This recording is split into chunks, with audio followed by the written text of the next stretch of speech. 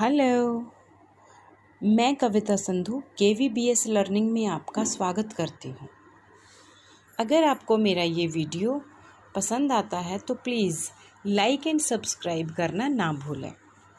और वैसे मेरा मकसद कोई प्रोफेशनल वीडियो बनाना नहीं है आपके लिए, बल्कि मैं वो प्रॉपर टेक्सचुअल कंटेंट को आप तक पहुँचाना चाहती हूँ जो आपकी स्टडी में काम आता है। उसकी टेक्सचुअल डिटेल्ड वीडियोस मैं आपके लिए बनाकर लाती हूँ।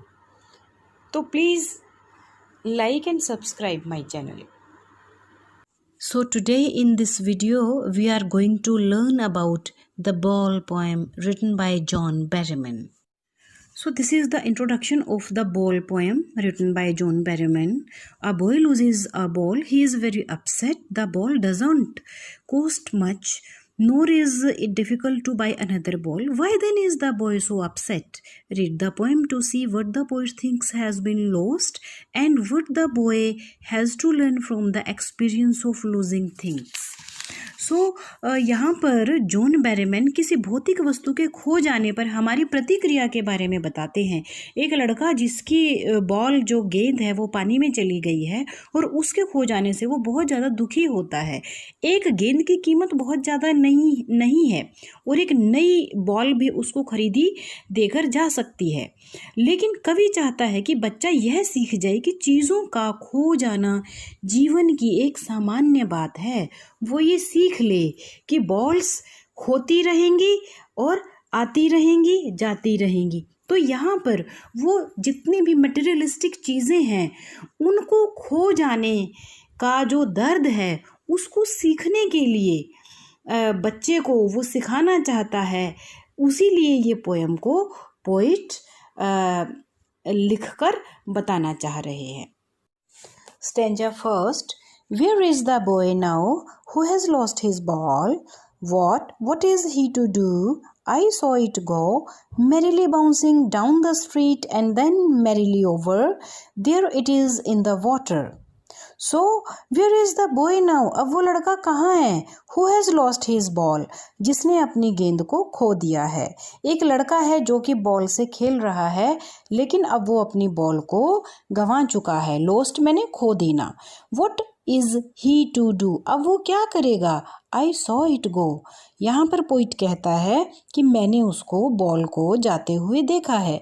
Merrily bouncing means merrily खुशी से, bouncing उछलते हुए।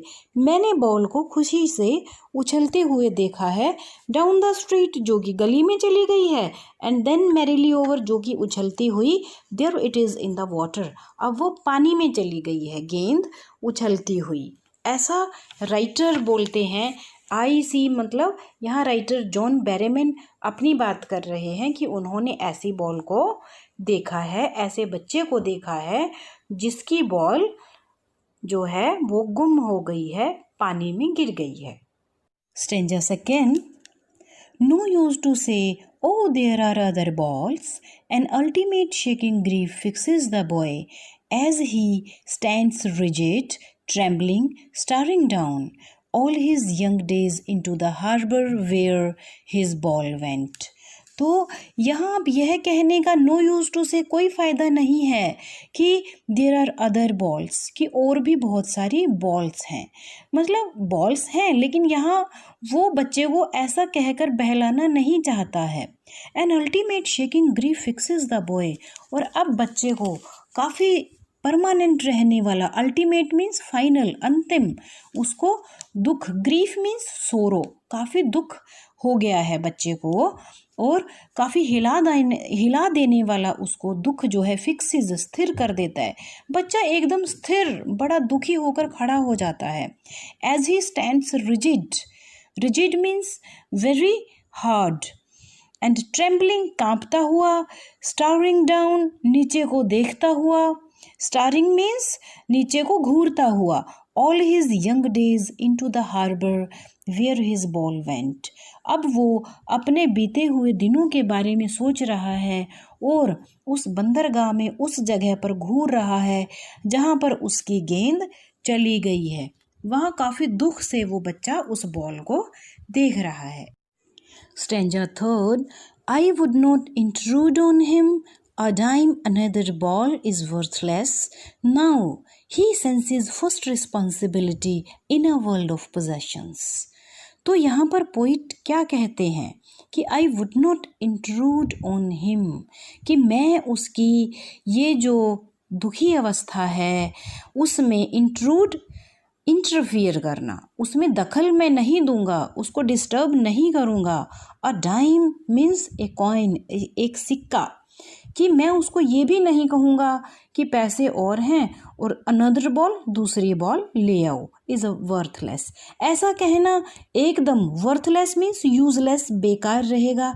कि बच्चे को ये कहकर बहलाना कि और पैसे लेकर दूसरी बॉल ले आओ, ऐसा पोइट उस बच्चे के साथ कतई नहीं करना चाहता, बल्कि वो तो उसे ही सेंसेस फर्स्ट रिस्पॉन्सिबिलिटी, पोइट बच्चे को सिखाना चाहता है उसकी पहली रिस्पॉन्सिबिलिटी, उसका वो पहला अनुभव पोइट उसको करवाना चाहता है in a world of possessions. Possession means जहाँ पर भौतिक संसार में हम भौतिक वस्तुएं रखते हैं, ऐसी चीज़ें जो पैसे से हम खरीद कर लाते हैं उसको हम कहेंगे पोजेशंस, भौतिक चीज़ें रखना। तो पोइट क्या कहना चाहते हैं, वो ये कहते हैं कि इस भौतिक संसार में उसको ये सीखने दिया जाए कि कैसे भौतिक चीज़ें जो हैं वो हम खो देते हैं और हमें उनका दुख सहन करना पड़ता है, कि ये तो लाइफ में सहन करना ही पड़ेगा, लेकिन अभी बॉल के माध्यम से ये उसका पहला एक्सपीरियंस है। फर्स्ट टाइम पोइट उसको सिखाना चाहते हैं the pain of losing ball, कि उसको सहन करना ही है, ये सीखना है कि हमें चीज़ें तो गंवानी पड़ेंगी ही in the world of materialism. Stanza fourth.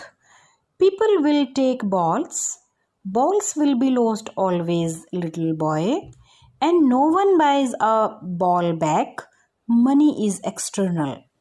तो यहाँ पर पोइट क्या कहना चाहते हैं कि पीपल विल टेक बॉल्स, कि लोग या कोई भी छोटा बच्चा वो तो गेंद लेंगे ही, and balls will be lost always, और बॉल्स ऐसे ही गुम होती रहेंगी, और कोई भी व्यक्ति खोई हुई गेंद को फिर से वापस नहीं खरीद सकता। No one buys a ball back, ऐसी बॉल जो खो गई है उसी सेम बॉल को हम दोबारा खरीद कर नहीं ला सकते।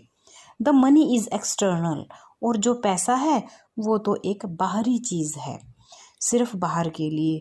तो पोइट यहाँ पर क्या कहना चाहते हैं, here the ball is a symbol of every materialistic thing, वो हर नाशवान चीज़ जो कि इस पृथ्वी पर है, जो आती है और जाती है, चाहे वो कोई भी वस्तु हो सकती है, कोई रिलेशनशिप हो सकता है, कोई व्यक्ति हो सकता है, कुछ भी हो सकता है।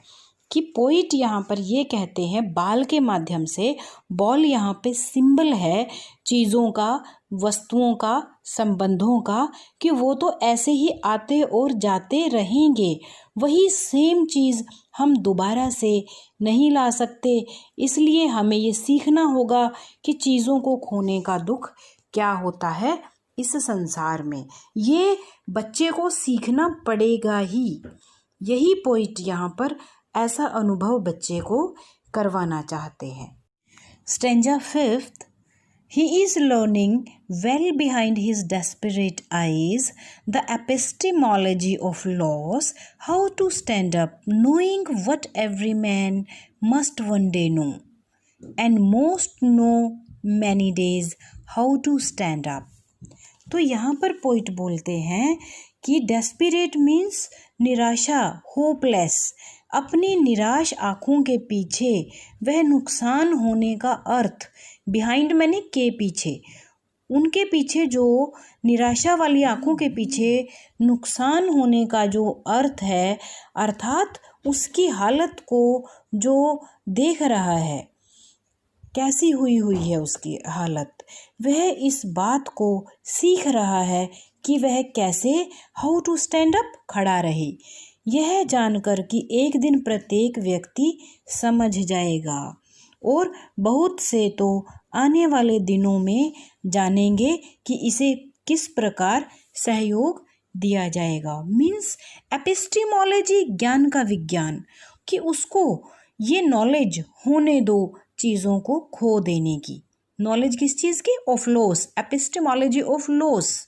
उसको ये वाला ज्ञान होने दे कि चीज़ों को खोने के बाद कैसे स्टैंड करना है, कैसे सहन करना है। Knowing what every man must one day no.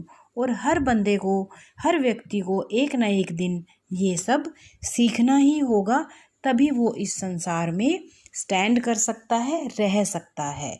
मतलब यहाँ पर इस पोयम में पोइट ये समझाना चाहते हैं कि चीज़ों को गंवा देना व्यक्ति को सीखना ही होगा। वो दुख, वो निराशा सब सहन करके अपने आप को स्टैंड करके रखना होगा, चाहे लाइफ में कितने ही दुख क्यों ना आए, कितने ही व्यक्ति, चीज़ें, रिलेशनशिप्स खो जाएं, लेकिन फिर भी हमें सहन करके अपने आप को स्टैंड करके रखना ही होगा। यही मैसेज इस पोएम के जरिए पोइट देना चाहते हैं।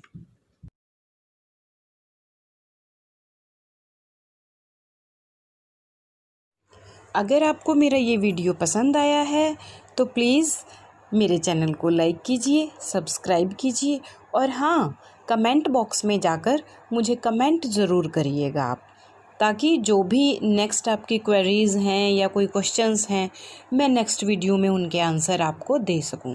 So please comment me. Thank you.